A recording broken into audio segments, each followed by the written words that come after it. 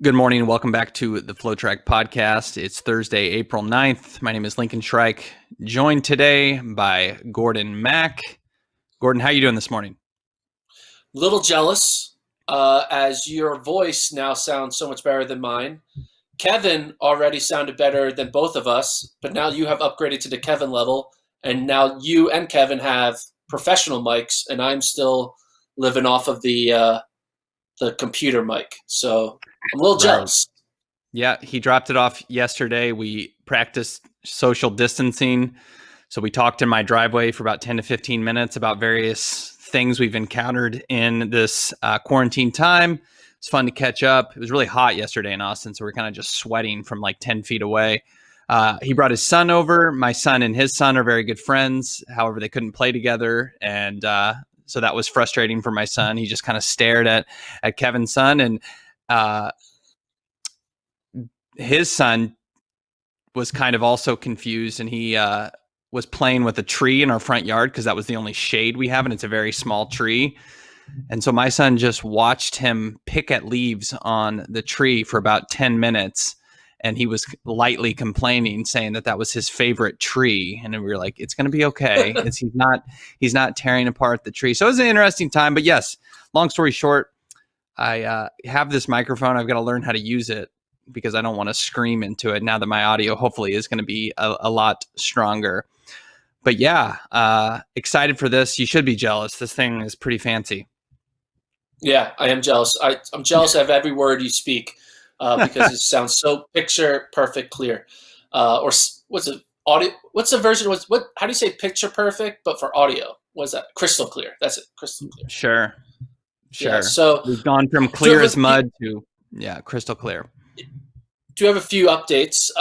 We did get another Ooh. email from another user asking about where Shoe King is. How come Shoe King isn't on Netflix yet? If you're listening, I won't say the person's name out loud, but if that person That's just good. emailed us is listening, we can tell you it was an April Fool's joke. The actual date that it's coming out is tomorrow. We lied about Friday being because the joke was the date that we said. We said the wrong date. We really That's meant this exactly right. Friday. So that Yeah. was the April Fool's joke, is that we lied Mhm. about it being the first Friday of April. We really meant the second Friday. So tune in, Well, 24 hours. You'll get to watch Shoe King, Miles, Millimeters, and Mischief. Is that the yeah. phrase? Is that And what they we called actually it? had to go back. Yeah, they had to go back and re-edit some parts of it. The Ingerbritsen parts, they like mixed up some of the twins. And so they had to go back and recut last minute, tinkering with the whole film. But I think they've got it all sorted and it'll be ready to go for tomorrow. Yeah, should be good, ready to go. Also, I got an Instagram DM from a listener asking me to do a Philadelphia sports themed podcast. And Okay. unfortunately, you would probably. I told him that unfortunately Lincoln is a Chicago guy. Kevin is a Hmm. I don't know type of guy. What sports does Kevin like?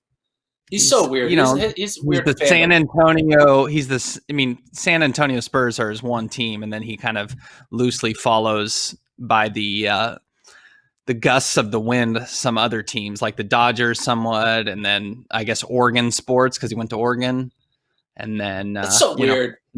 yeah, I Kevin know. needs to align his priorities correctly with his sports fandom. Like you need to have one city, four teams, and you're done. Listen, What are your I'm sure thoughts some of on my people? yeah, Oh, go go I go. I, Go. I if any of my friends from back home, they're not track fans, but we're listening. They know my rant on this, and we are aligned on. Me and you are aligned on this. I wholeheartedly agree. I think you need to pick a city. It doesn't mean you have to be from that city. I mean, obviously, that helps, but I do think aligning yourself with one city makes the most sense. I mean, there's nothing worse than the people who are your favorite teams. Oh, well, I like the Lakers, the Yankees, the Patriots. I mean, it's just like those people. Just like you're not allowed to root for a team. So I think to be the best version of a sports fan, you do need to have a city. Now you can argue for Kevin if you're San Antonio, they don't have any other sports, so I can see where maybe he can get away, and there's some exceptions. But I would agree with you. You need to find a city and put yourself in all of those teams. So be city first and teams second, because it's just it rings hollow when you're trying to tell me that you are fans of the Patriots and the Yankees and the Lakers all at the same time. That's clearly bandwagon fandom. The fans that most confuse me, like you said, aren't the ones who are fans of like the popular teams all over the country, but they're just fans of like four random teams. Like they could be, oh yeah, I'm a Miami Dolphins fan. I really love the Portland Trailblazers, and then I really am into the New Jersey Devils. And then like I'm also a really big fan of like the I don't know, the San Diego Padres. You're like, all right, who is this person? Why are they a Yeah. San Diego, Miami, Portland, New Jersey fan? What is going on in their family? Like, how many divorces had to happen for him to move to 4 different cities for him to be a fan of all? Like, is this just like I mean, it's just weird. I mean, I've met someone who had like really weird one-off fandoms, and I'm just like, what's going on? Our own colleague, our own former colleague, Adam Ostrike, he was a Iowa Hawkeyes fan. Okay, makes sense. He's from Iowa. From Iowa, but he went to Drake. But he's also a Cowboys fan and a Celtics fan. Yeah, that's brutal. I mean, they don't have any teams, but that's tough. But Adam did get on to Adam Ostrike, for those who don't know, is former colleague. He used to be one of our graphic designers, worked at FloTrack for 3 or 4 years. But he actually called into the Dan Patrick Show, and he removed his allegiance to the Cowboys and officially became a Kansas City Chiefs fan, which is very convenient to become a Kansas City Chiefs fan after doing a Super Bowl. But at least he's not a Cowboys fan, so I accept it.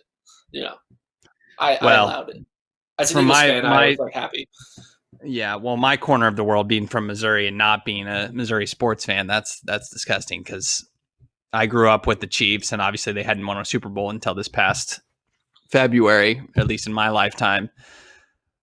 But I always made fun of them. Me and my friends used to always make fun of them for their colors being McDonald's. They looked like they were sponsored by the Big Mac. And my friends used to make fun of them. And then after college, they all moved to Kansas City, and they became bandwagon fans. And now they've got like season tickets, and they go to all the tailgates. And I'm like, remember our childhood when we used to make fun of them for being bad all the time and losing in the first round of the playoffs? It's just the way people change. It's disappointing. Lincoln, I think we're just seeing the bitterness of you realizing that you drafted Mitch Trubisky over Patrick Mahomes. Hey, it's Nick Foles era. We're moving on to the Foles era in the Shrike household, okay? So I don't want to hear about it. Okay, should we talk about track and field? I guess we can maybe make an attempt to talk about it. We're still dealing with the athletes upset about the qualifying window for the Olympics being, I guess, suspended until December 1st. Some athletes upset. Some people saying it makes sense. You weren't on the podcast yesterday to talk about that. What were your thoughts of World Athletics suspending qualification until December? I mean, they left the press release that they relayed left an option for them to change their mind if things change. So at least that's good. Like, hey, all of a sudden you can now, August 1st is a new start time. You can get entries. I don't think it was necessary. This idea that like all these athletes are going to be like super upset that like there was a random time trial in Fiji because they didn't have any virus going on there. It's like, come on. Like, also like a majority of like the good athletes are going to get the standard, already had it in 2019, would get it sometime in, early 2021. I mean, the main thing is like someone that like you're talking about how like it affects like the marathon season, right? Because all those September and October marathons and November now won't even count if they get held. Now, obviously, it doesn't affect Americans. Doesn't really affect East Africans because they're all going to be fast enough. But like one athlete that I thought of that it would affect, again, isn't going to affect someone who's going to medal or even be top 10 in the marathon, but someone like Alexi Pappas of Greece, who is kind of one of those bubble athletes who's trying to like improve their world ranking or try to get a fast enough time. Now there's no point for Alexi to race in any of those fall marathons because it will do nothing for her. That she just now has to wait till run the Houston marathon again in January, basically. But it's a really small group of people that it hurts. But I also think it's a small group of people that it helps. Like it doesn't really. It's just like I think this is what it reminds me of. In quarantine, our emails, everyone's junk email has gone skyrocket through the roof. Every single company that I bought a product from or in the past 3-4 years has sent me an email with a letter from the CEO talking about how they're taking this seriously. And I'm like, I'm sorry, but like, I don't need to be told like that, like, I don't know. I got some really weird ones that like, they have nothing to do with quarantine. And they're like Nabisco, like, hey, we're not, trust us, our cookie manufacturers are taking this seriously. It's like, stop it. You're on the Nabisco email list? You're on the Nabisco email list? I think I entered a contest once and I'm still getting emails about like their new cookies and stuff. But like, you know what I mean? It's like every CEO says like, we need a statement. It's like, no, you don't. We get it. Like you're closed or we get it. Like you're locked down like everyone else. And I feel like the World Athletics was like, we need a statement. All right, let's shut down qualifying because like, but they don't need to do that. Like why? There's not going to be a situation. I'm sorry, but there's really not going to be a situation where someone is like going to like create an infectious outbreak because they were going out there trying to run 3:34. Like the number of people who are trying to run 3:34 in the world is like who have capable of run 3:34 is like less than 100 people in the world of 1 billion. And of those 100 people, probably a bunch of them already have the standard. And of those 100 people, they're probably like not fit enough. Or like so like this like world where like we need to prevent these athletes from attempting to get standards is like they're not going to attempt. And if they do, they'll attempt in a situation that is like they're only going to attempt at track meets where they're allowed to do it, right? You can't I can't just be like, I want to go get an official time. Like, in order for me to get an official time, I need a timer, a venue, and all this stuff. And none of that will get approved unless the government approves for an event to happen, right? So this idea that, like, athletes will go rogue and risk health in order to get standards just isn't a thing that's going to happen. So I was like, this is an unnecessary thing. Maybe I think World Athletics. They just needed some content. Maybe that's what it was. Yeah. They needed content. Yes, exactly. They needed a statement. Seb Coe had to act like he's leading from the front on this issue by be like, look at me. I delayed entries until December 1st. It's like, ooh, wow, cool. And then, so I think it was just all a bunch of nonsense for nothing. Anyway, that's my opinion.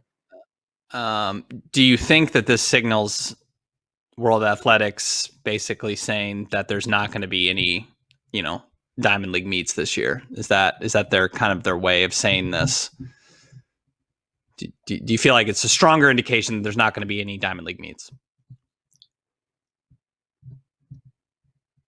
I think the Diamond League meets will be canceled on a rolling schedule, and they'll be canceled based off of a certain time frame out. They're going to wait probably 6 weeks out from the next Diamond League before they cancel it. I think they're just gonna. There's no need to cancel the August 31st Diamond League on April 9th. Like, there's just no reason for it. So I think they're just always going to cancel 6 weeks out because no one's really buying a flight beyond 6 weeks from these events. And I just think that they're going to. It's what the NBA's doing, right? The NBA isn't canceling the season. They're just going to continue to push it back and keep pushing it back until the reason to push it back starts becoming less and less of a reason, and all of a sudden we have it. I just think it's like, and like I was listening to your pod and everyone is talking about like we should just like cancel 2020 and go right to 2021. But like that's the same thing as saying, like, why all of a sudden, like, the idea that we think 2021 is going to be a good time for us to run, but like September isn't, like, we're making the same projections that 2021 is good the same way we're making the same projections that September 2020 is bad. Like, it's all based off of, like, we just think that because the calendar has a different year at the end, all of a sudden the virus is gone. And we Right. just, I think we don't know. And like, I think it's just as stupid to say everything's going to be fine. Oh, that's it. It's just as stupid to say everything is not going to be fine in September of 2020 as it is to say everything's going to be fine in January of 2021. Like, you're both making an assumption in each Yeah, direction. Like, we just, I guess like, why are it's we most likely. yeah, but why? Where did our brain make the cutoff that when the ball drops in Times Square on December 31st, all of a sudden, like, things are cool now? So that's what I think. I think, I'm like, yeah, we're all making I guess projections on both ways. So models about how the virus may progress and what people are saying, but no one really knows. I mean, there's no yeah, guarantee that the Boston Marathon is going to take place in September, and no one knows. It's just the way, I guess, things like this typically run their course. I know this is unprecedented, but you're right. No one really knows, and it's all premature. It's better to wait and just get it closer to the date than just wipe everything out. But yeah, I'm not really. I don't know. I don't have any other information for you. Prefontaine Classic is the next one on the docket. If it's 6 weeks, we got a couple weeks until that announcement is made. That one feels inevitable to be postponed or to be canceled for 2020. But yeah, we'll find out if it's going to stick to December 1st or if some things start to return to normal around the world and they can move the date. And because it would feel strange if they truly returned to Diamond League competition and most of the world had access to going to the meets, and then they said stead Olympic qualifying is suspended until December. It was interesting because I just looking at Christian Taylor, because Ryan interviewed him for the site. They had were proud of how much communication they had talking with the governing bodies and the powers that be about Olympic postponement. And then World Athletics comes right back and doesn't really consult with the Athletics Association or the Athlete Association.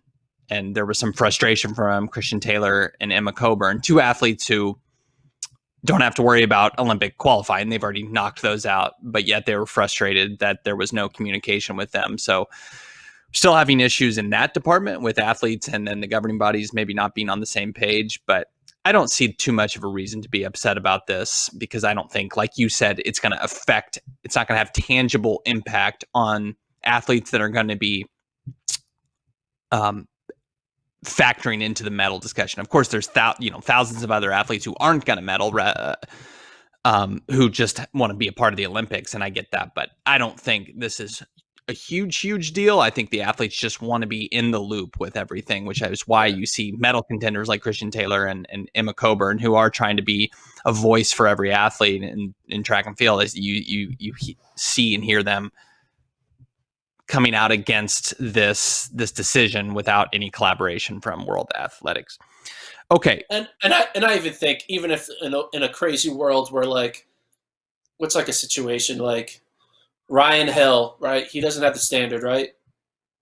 And imagine like August 30th, he goes to the Portland Nike track with Bowerman, and things are dying down in America, and he goes out there and runs the standard, and then he doesn't have the standard all the way through, 2021, and he makes the team. I really think USATF will be like, hey, World Athletics, he ran 13:05 on August 28th.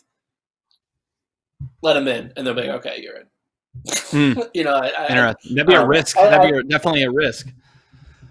But yeah, anyway, that's what I think.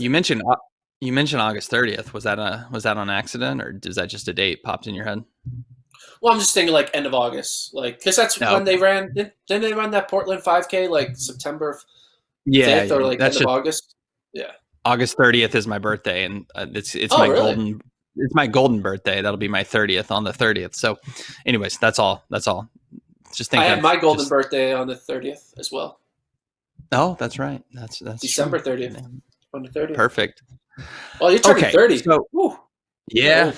yeah, reluctantly, but anyways. Okay, so the main topic of this podcast, as we've riffed for a variety of things now to start out the first few minutes, uh, I just wanted to, in general, highlight and talk about things in track and field that just maybe don't make sense when you first hear about them or look at them, uh, and things maybe you would have to explain to casual viewers. So there's plenty of that in track and field with so many events and things maybe even that I or you have observed in the sport, events that don't make sense and that we've never had the questions answered. We've just kind of been forced to go along with it. And so maybe people are listening and don't know exactly what we're talking about. So we'll kind of just get into the topics. And the thing that first popped in my head when I was conceiving of this topic approximately 5 minutes before we started, uh, the triple jump. Now, the long jump makes sense, but the triple jump, why did they go from, I guess you could call the long jump the single jump, to the triple? Why is it not the double jump? Do you have any information on this? Have you thought of this? Do you know I why? I have know not. triple jump isn't your favorite event, but why is it the triple jump? So I guarantee you, Christian Taylor could probably tell us the reason why, and us ignorant non-triple jumpers are going to look Mm-hmm. stupid for that, knowing the actual reason that triple jump exists in the history of track and field. But from just like from the non like in the know track community, from the outside, it does kind of be weird that we have a single jump and a triple jump, but not a double jump. It does kind Mm-hmm. of not make sense, and I agree. Uh, I think maybe they thought like they wanted to have the lengths of triple jump be much farther than single jumps. I don't know, Listen, but I know maybe that field yeah, events, they're based on like ancient, I think, Greek things, and they're meant to resemble things that happened a long, long time ago, and I'm sure that has something to do with it. But every time I watch the triple jump, I think their first move, it looks like they've like torn a muscle. It's like that. It's like an awkward like leap in the middle. It's just, yeah. if you're watching it for the first time ever and you have no idea what you're watching, you're like, what just happened? Is that like somebody's weird long jump technique? It doesn't like so. I'm always impressed because it's so technically difficult, but it's an event that just doesn't make a whole lot of sense unless you've been conditioned to seeing it for years and years and years. And I just think that the double jump is an event neglected. Maybe I would have been the world's best double jumper. Like, it just, speaking of what ifs, like we did in the first couple pods this week, I mean, never had a chance to try the double jump, and I could have been or maybe a quad jumper. I could have been either one of those. Who's to say Well, we couldn't just hop, skip, and jump all the way down the runway, and that could have been my event? I just think it's a missed opportunity. like who would win a double jump competition? Prime Carl Lewis or Prime Christian Taylor? Mm. I mean, I think the more jumps you add, the more it benefits Christian Taylor. I would always choose him, but yeah, I mean, Carl or who's our I'm skipping who's our long jump world record holder. I it's off the top of my head, but yeah, I don't know. Does it benefit? That's the that'd be a cool event to meet in the middle there. You'd have some triple jumpers, and we'd finally get to see some of Mike, those guys competing against each other. yeah, Mike Powell. Mike Powell, sorry, I knew Mike, and I don't know why I wanted to say Gibson. I don't know. I think Kurt Gibson. Kurt Gibson looks like a jumper. I think of his home run in that World Series for the Dodgers. I'm like, that guy. That guy's got jumper written all over him. No, I'm just kidding. But yeah, It that'd is be weird a that we don't great have a way double for jump. those events to mix. It is weird we don't have a double jump. I agree. I mean, quadruple jump. It's kind of like, all right, when do you end it? Right? When pretty soon we'll have like quintuple jump. I think. I mean, my real thing is just there should only be one horizontal jump because that's all you need to see one Mm-hmm. horizontal jump. But that's a whole nother debate. But Yeah, it is just funny how we don't have a double jump. I'm sure there's a actual reason, and we are ignorant and naive and not know the actual reason. But we have this podcast, so we need something to talk about. And you coming Yeah, up yeah, with it's there fine. not being a double jump is a good argument. Hey, why do we have a single and a triple but no double? You know, when you go to In and Out, they have a single burger, they have the double, and they have a triple. So like if McDonald's and all these burger joints can have a double, single, and triple, why can't track Exactly. and field? Right. That Right. makes sense. I'm gonna come at you. Ready for this next Okay. one? Yeah. This doesn't make sense. The Good. weight of the weight of a men's shot put. Okay. So for context, I'll say the weight of a women's shot put is 4 kilograms. Okay, 4. Hmm. It's a round number, kilograms. It's 8.8 pounds, but whatever. We live in the metric world. 4 Yeah, yeah. kilograms. The weight of a men's shot put is 7.26 kilograms. And you're like, well, that's not a round number. So maybe Yeah. they did the weight in, standard measurements. The weight in pounds is 16.01 pounds. Hmm. What are we 0.01. doing here? Man, they just couldn't shave off a little bit of steel there. Yeah, so it's either 16.01 pounds or 7.26 kilograms. Neither are round solid numbers. Why isn't it just 7 kilograms? That's a good question. Maybe the maker of the initial shot puts was not very accurate, and It was too perhaps late they to change. said perhaps they made all the women's shot puts first, and then they said, well, whatever you have left will be the men's. So he just rounded up, he or she, the original maker of the shot put, rounded up all the steel or whatever the shot put is made of that they had, clumped it all together, and it made 7.26 kilograms. And they're like, good enough. It's a little extra heavy, but it'll work. Or maybe he thought it was 7 kilograms and his scale was off, right? But they already Mm-hmm. started using it in competition and they didn't want to invalidate those throwers' marks. So they say, hey, we'll just run with it. And then for hundreds of years, we just have, I guess, almost over 200 years. Started in 1896, I believe. 1896. So for over 200 years, we just been dealing with it. Hmm. So no, wait, 1896. That's 100 years. Sorry, I'm not doing Yeah. math correctly. Over Did you 100 say years. 200 years to Yeah, start out? Yeah. no, 100 Close. years. But yeah, I didn't 7.26 know that. kilograms doesn't make I'm sense. learning things. I'm learning things on this podcast because I didn't know how heavy each shot was. Yeah, I just googled it because I had a feeling that I guarantee track and field's weights of their different throwing elements are probably really random weights, and we are like, why did they choose this? So Mm-hmm. it doesn't make sense. But again, I could be Okay. naive. There could be an actual real reason for it. There could be like they've proven that if a shot put is 7 kilograms, it just doesn't work or something. I don't know. But hey, The lighter, the better. I mean, if you're asking me, the lighter, the better. If I'm doing a shot put, I'm going to hollow that sucker out and make it like a heavy softball and like, just throw that thing overhand.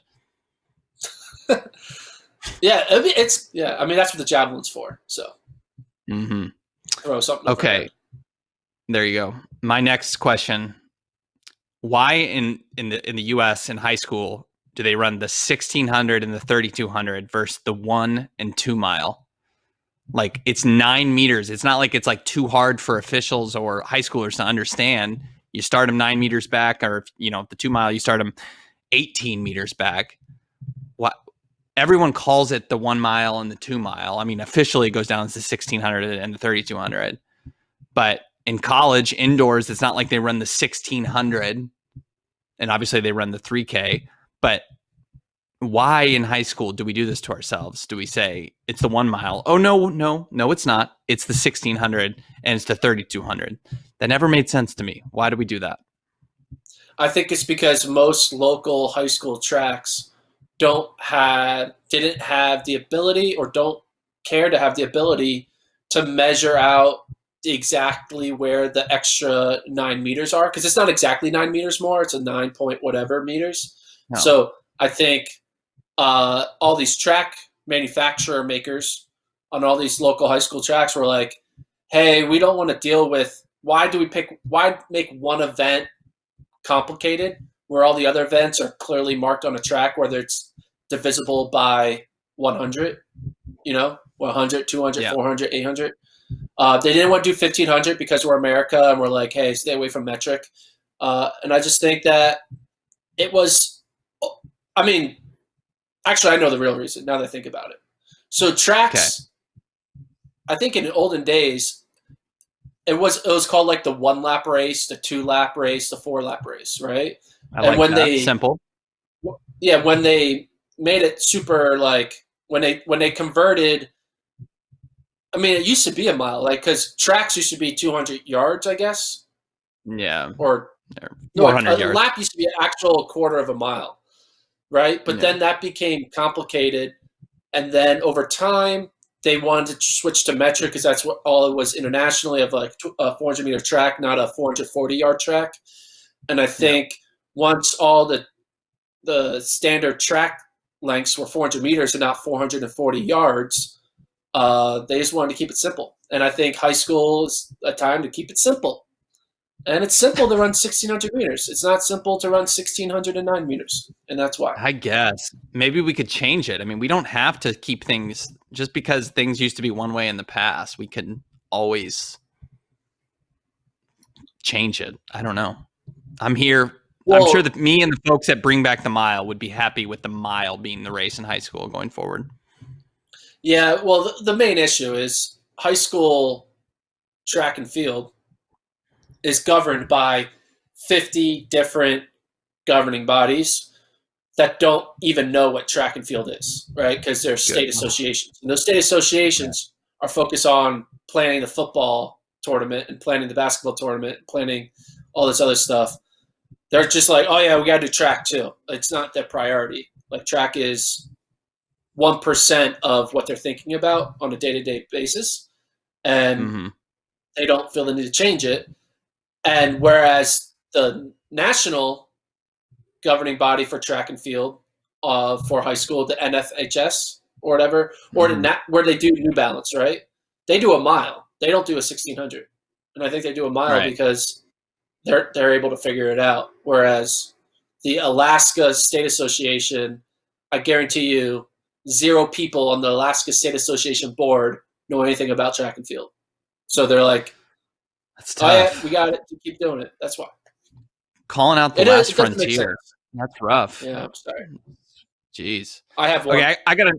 Okay, you have one. Go ahead, because I got one after you. Maybe I we'll mean, try to fit it this. in. I think we know why it is, but why is the marathon distance a thing, and why did we make it 26.2 miles? I know it's Come because it's on. the distance from one place to another, and that's the history of it. But like, why couldn't they just be like, let's call it a 25-mile race, or what, or 20? Like, why do we have to pick?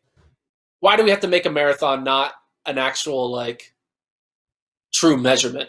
It's like a weird measurement. It's a made up measurement, Jeez, right? Gordon, have some respect for Philippides. The guy just rolled over in his grave. Come on, it's the distance that homeboy ran when he was trying to let's see, messenger from the Battle of Marathon to Athens. He was reporting the victory to the Queen, and the Queen famously was that extra point two.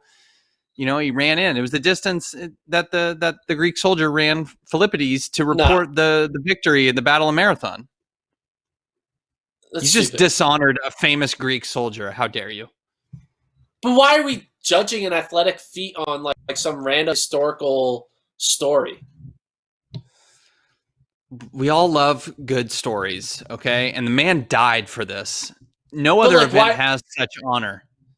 But why then? We shouldn't change all track and field events to be connected to some story. Like, oh yeah, it's not the 100-meter dash. It's the like the Springfield dash because in Springfield, Illinois, back in 1800, some guy ran across the street to get McDonald's, and it was about 100 meters, and so now we call it the Springfield Dash, and we're gonna do that for every event. Every event is gonna be tied to some random historic event from 200 to 1,000 years ago, and screw like having actual measurements. Let's just make all these fake measurements based on stories, and like, why? Like, it doesn't make sense. Why is every other measurement an actual measurement and marathon isn't? It's a story. You're running a story and not a measurement. That's a good point. Well, a couple things I got to correct here.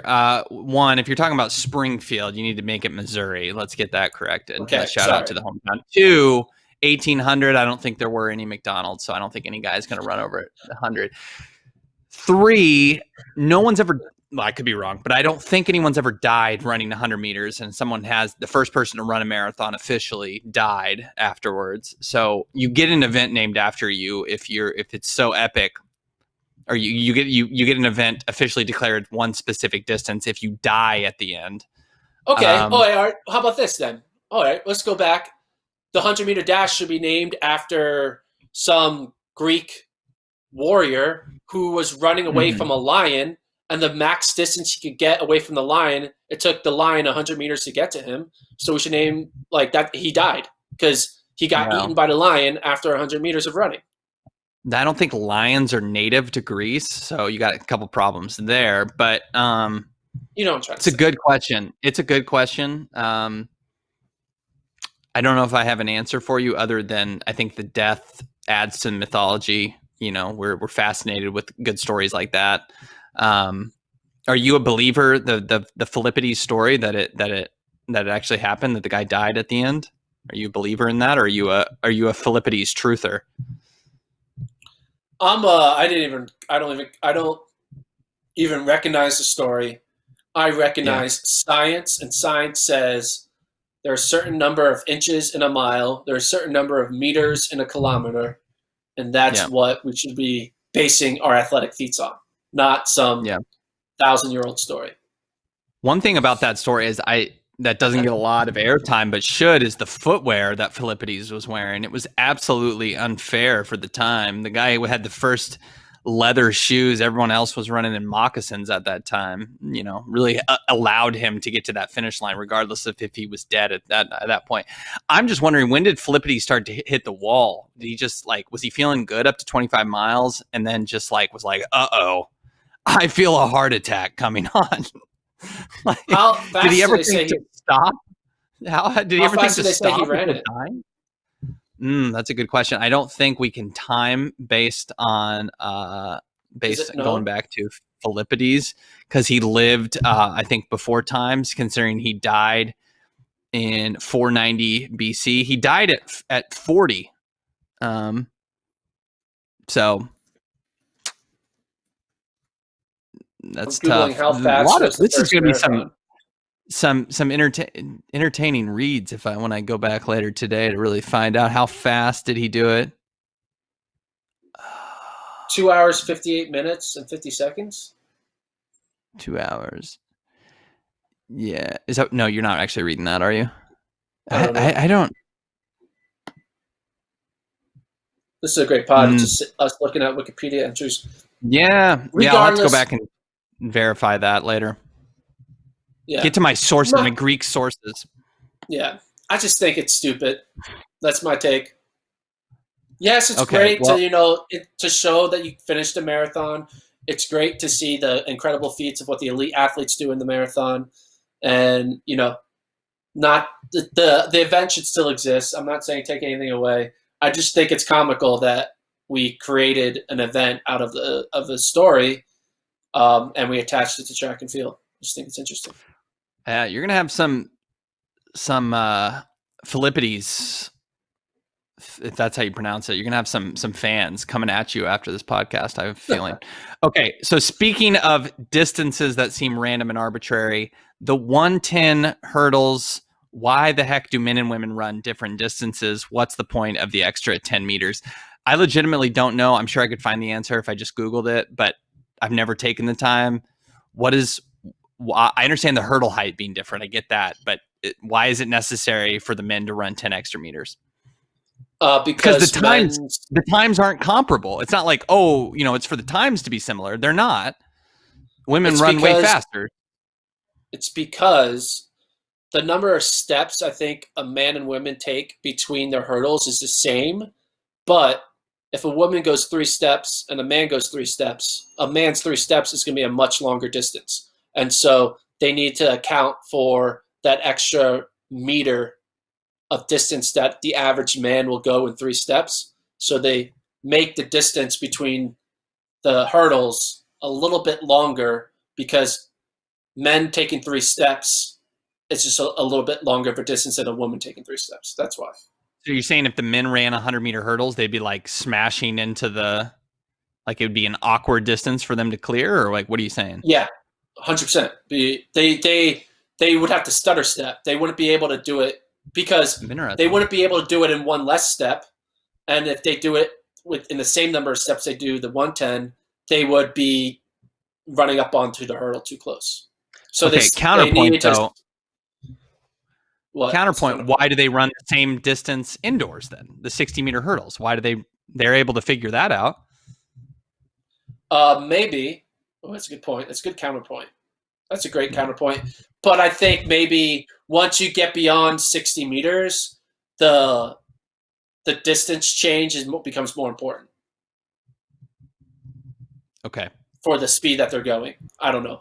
But then 400-meter hurdles, it's the same distance. But 400-meter hurdles, it's such a longer distance that like the need for you to extend it or shorten it isn't necessary because you can shorten and extend your stride over a longer distance than you can over such a short distance like 10 meters. Okay. That's what I think. Okay. Got it. We should get Grant Holloway on. He'd probably tell us. I think that's another naive, ignorant statement of us not knowing the real reason. This entire episode, it's brought to you by ignorance. Yeah. That's what this entire show is based on. So not the worst thing. All right. Do you have another one? I mean, I think why are hurdle heights and steeple heights different for men and women? They should just raise it for women and lower it for men and make it the same. Raise it. Well, I mean, men and women have different jumping abilities. Have you seen the 400-meter hurdles for women? These women do not, they just step over it. It is so short for a lot of these women. It is ridiculous. Like seeing the amount of like hurdling that you really need to do. Like if you're, I mean, again, if you're like a 5-foot tall woman, you're hurdling, but like most women aren't just 5 feet. A lot of women are like 5'4" to 5'8" a lot of times. And look at I mean, a lot of them will admit that the 400-meter hurdles for women are super short if you happen to be a average to above average height woman. Mm-hmm. They're just, and I that's what I think. I think a lot of the barriers are kind of just like accounting for the shorter, say you have like a population of 100 women, right? They're all different heights. Obviously, you have the super tall women. That's like the top 15%. The super short women, 15%. And then you kind of an average range, the remaining 70%. I think that I think that there's a large majority of women who don't need to be like whose their height isn't as much of a limiting factor that they cater to for their hurdle height specificities. It's the same reason like how the hurdle heights are different for like younger athletes because like they're not fully grown yet, right? Yeah. But if you have an athlete who just happens to be like hitting puberty earlier and they're taller, their hurdling is just so much quicker because they're able to like get over it just naturally taller than the average 16-year-old.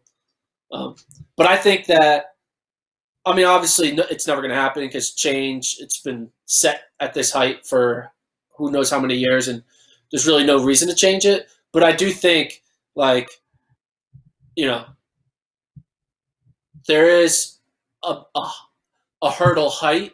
Like, I think you change the hurdle height. Obviously, all the men's times would become faster, and then women's times would become slightly slower because they're going over a higher height. But I do think then they're just doing the same feet. You know, they're going over the same height and they're going the same length. I don't know. That's Yeah, I mean, I would have to believe that there's been some science about this. It's not like they just clicked it up a rung and they're like, that's good for women, and they clicked it up another 6 rungs and that's the men should do this. It should be this much harder. I mean, I think it's got to be for the average man and the average woman, the average athlete, I should say, it's got to be the same level of difficulty. But you don't agree with that. not for 400-meter hurdles. And what about you? You mentioned the steeple as well. You think the steeple is considerably more difficult for men than women? I'm not saying it's more difficult for men. Like, that's not my take. My take isn't that it's more difficult for men. My take is just like the need to like change heights based on gender isn't necessary. Does that make sense? Well, I mean, so yeah. Well, because here's the thing: like, we're all basing it on like a man is just on average taller than a woman, right? So they, on average, and also on average, has, I guess, stronger jumping muscles than women, Of right? course. Right, obviously. So I guess because of that, on average, like, I guess the ability to jump 30 meters versus 30 centimeters versus 35 centimeters, when you take into account the biological ability, you got to adjust it. And I understand that, but I think there's a number somewhere where it's just like, I don't know. Maybe I'm talking myself out of this thought, but I don't know. You haven't convinced me. You haven't convinced me. I'll tell you that. It's all based off of that. I just honestly think that the 400-meter women's intermediate hurdles, it's the last peg on the thing. It is super short. And I think some women would admit, like, yeah, we probably could go one notch higher, but whatever. We get to be fast without, I don't know. That's what I think.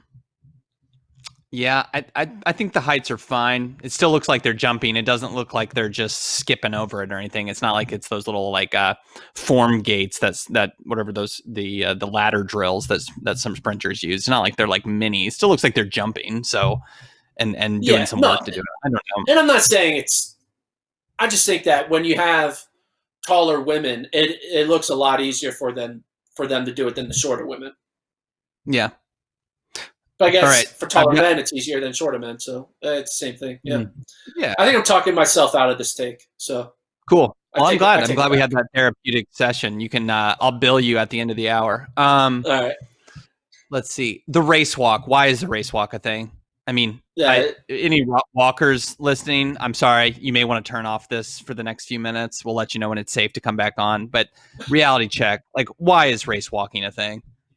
It shouldn't be. Yeah. I mean, I don't even want to talk about it.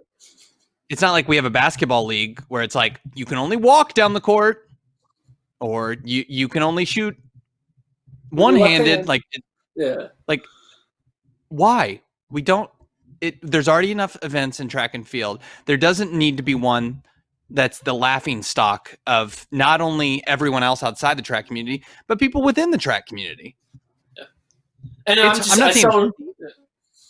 Listen, I know their counterpoint would be Walker's counterpoint would be like, you go out there for 50 kilometers. No, I'm not going to do that. I'm not going to walk for 31 miles. I know that's not easy, but it doesn't need to be an event. That makes no sense. Yeah. And how long are the events typically take? Like, what's a typical 50K race walk? God.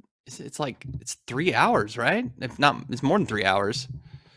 Like, that'd be like 4 hours. The world record for the men is 3.5 hours. So, like, why are we picking an event that takes that long for it to be achieved? Right? That's not really a good fan experience, right? No. I can report that basically no one went to the walks in Doha. And I felt bad for the World Athletics social team because they had to be out there covering that. No one wanted to be out there for the marathons. And that's when people were running, walking. I mean, not and not only is it an event but it's an event on both the track and the roads. Why? Why, Yeah. God? Why? Well, why do you think it's still around? Like, I guess, like, I guess here's the thing that I think one day World Athletics needs to just have a come to Jesus moment and like really analyze. I mean, they think they're doing that when they're changing like the Diamond League schedule a bit, but I think they really need to look at how many events are there in track and field? Like 18, Well, 16, the 18, Diamond League has like last year had 32. I know. I mean, that's for both genders, right? So 16, I guess, but they've cut some. But there's like relay, there's like main relay events, but when you add in the marathon and now you add like half marathons and random like 15K road races. Like you think about all of like the marks that can become official world records, right? So there's a certain number of those, right? Say it's 20, right? All 20 of those events are not equally 1/20th entertainment value for a fan. Like they don't all have the same number of fans. There are more people who care about the 100-meter dash than care about the 800. Right. I think you could say that, right? Not that the 800 is bad, but there's more people who are fans of the 100 than the 800. There are probably more fans of people of the 800 than the hammer throw, right? And so, in general, the fandom of each of these events is different, right? I think we all would agree the number one event that worldwide is the 100-meter dash because it's the most relatable. Marathon's probably up there because of the practical, like the participatoryness of that event that people kind of like, run your first marathon. So anyway, you take these to 20 events and there are probably, of those 20 events, 7, 8 that just are losing fandom and are showing that like, hey, like, why are we still doing these 8 events? Like, we're just doing it because it's we don't want to change. And I think that like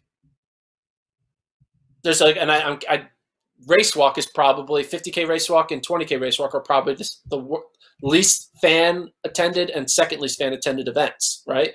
So it's like, why are we spending all this money on these events? Why are we, why are like the sponsorship dollars are probably very limited on these events. The fan ticket sales of watching this are limited. And it's like, eventually if you want to be a profitable sport, you should invest your time, money, and energy into the events that are profitable, that draw fans, that draw interest, that draw sponsorship dollars.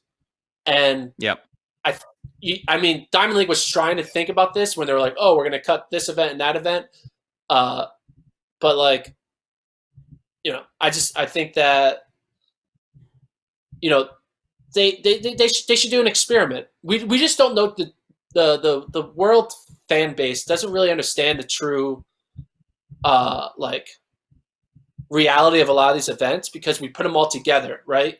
And when you put them all together, we kind of just all the fandom is kind of living off of the most popular event of that day. Like all the 100-meter fans are watching the 1500, and we're like, look at all these people who love the 1500.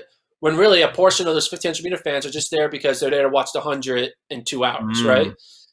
Yeah. So, but then and I just think that we need to realize that some of these events aren't sustainable. That's my opinion. You're saying track and field is a for-profit business that's trying to operate like a non-profit business, basically. It's too charitable. Too charitable. Yes. Yeah. Gotta take out the blade tool and slice up some of these events. Yeah, and I think that it would be better for everyone involved because these events, some of these athletes in these events can transition to other events, and then there's more money in those other events. If you have $100, splitting $100 20 ways, everyone gets $5, right? But if you split $100 10 ways, everyone gets $10. We are always talking about we need more prize money. We need more this. Well, we should stop cutting up our revenue 20 different ways. or in this case, 40 different ways because there's two genders, right? We should learn to cut it up, in a smaller, so more people get more of the pie, right? Like if you're going to start a band, you don't want to start a band with like 20 people in the band. You want to start a band with like 3 people because whenever you get paid, you get a third of the money, not like a 20th of the money. So that's my take. Yeah. Typically 4 is the magic number for a band, Gordon, if you go through historically, but that's fine. You can say 3, that's fine. But hey, I mean, Earth, Wind, and Fire, I think they had a lot of people in their band. I don't know who else would have had a lot of people, but there's been some scenarios where 20 person bands work. Track and field is currently operating at about 150 person band, and I'm saying we could lose that 8th drummer because they're contradicting, they're wiping out the sound of maybe the first drummer. So yeah, I totally agree with you there. I mean, sorry, race walkers, but you're at the bottom. You're at the bottom right now. There's nobody wondering when the race walk's returning in 2020, except for a few family members of fans. Controversial takes. I know that the walking community is going to be outraged. They're not going to be ready for this episode. So yeah, those are the things we think is weird about track and field. I might have said some things that are controversial, like shitting on the hurdle heights, which I might want to take back now that I think about it. But hey, we're just talking. It's April 9th. We don't have track and field for an infinite amount of time. We need things to talk about, and I'm going to spend my time debating if the shot put weight is a weird number. So that's what I'm going to do. Hey, I learned that today. I didn't know how heavy each of the men's and women's shot puts were, so I learned that today. I mean, I'm just choosing to believe you. And you were dumping on, the guy who died running the first marathon. So hey, it was hot take hour, and that's fine. We got some opinions out of the way. It's cool. Well, you got next podcast tomorrow, right? We're going to have a guest. Can we say who the guest is? We will have a guest. Keep it a surprise? No. Keep it a surprise. Just keep everyone on their toes. All right. We'll tune in tomorrow for our guest pod, and then we'll be back going again daily, starting again on Monday. But until then, we'll see you tomorrow on Friday. Thanks, guys. All right. Bye.